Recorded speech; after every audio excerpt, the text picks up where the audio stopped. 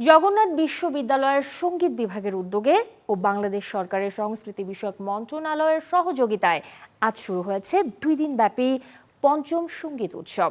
এবারের বিষয় রবীন্দ্র নজরুল। আজ সকালে জগন্নাথ বিশ্ববিদ্যালয়ের কেন্দ্রীয় মিলনায়তনে হয় 2 দিনের এই আয়োজনের উদ্বোধন। অনুষ্ঠানে প্রধান অতিথি ছিলেন সংস্কৃতি বিষয়ক মন্ত্রণালয়ের মন্ত্রী নিতাই রায়চৌধুরী।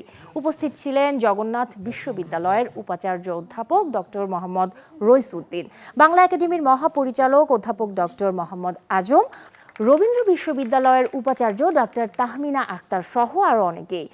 জগন্নাথ বিশ্ববিদ্যালয়ের সঙ্গীত বিভাগের চেয়ারম্যান ডক্টর অনিমা রায়ের সভাপতিত্বে অনুষ্ঠানে ছিল আলোচনা, সম্মাননা আর নৃত্য সঙ্গীত সহ সাংস্কৃতিক নানা পরিবেশনা। দেশে রবীন্দ্র নজরুল চর্চা সহ বৈচিত্র্যময় সাংস্কৃতিক কর্মকাণ্ড বাঁচাতে এমন আয়োজনের ধারা অব্যাহত থাকবে বলে জানান অতিথিরা। এই সঙ্গীতকে আমাদের সর্বোচ্চ ইয়েতে আনতে হবে।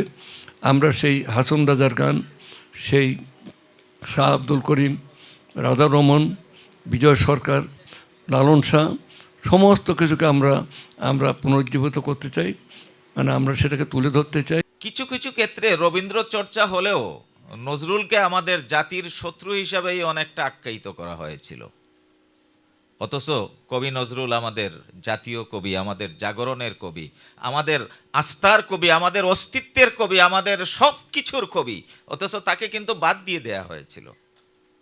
আজকের এই উৎসবে রবীন্দ্র এবং নজরুল উভয়কে একত্রিত করে আমাদের জাতিসত্তার বিকাশে যেন আমরা সামনে এগিয়ে যেতে পারি, আমাদেরকে সেই দিক নির্দেশনাটুকু যথার্থ অর্থেই আমাদের সংস্কৃতি মন্ত্রণালয় প্রদান করে।